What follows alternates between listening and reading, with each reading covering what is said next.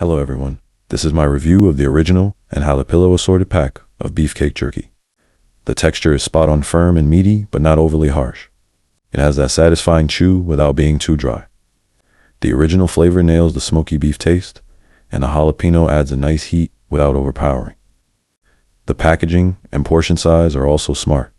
It's easy to carry, stash in a bag, or share with friends when everyone wants something different. For snacking on the go, it works really well. If I'm being honest, there are a couple of things to keep in mind. If you lean toward ultra-mild snacks, the jalapeno might give a more pungent spice than you expect. And while the value is good, premium jerky tends to cost more than bare snack sticks. So if you're budget snacking, you'll want to factor that in.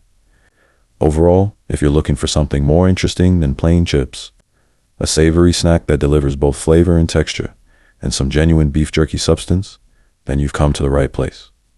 In that case, I definitely recommend giving this one a try, and I hope this review helps.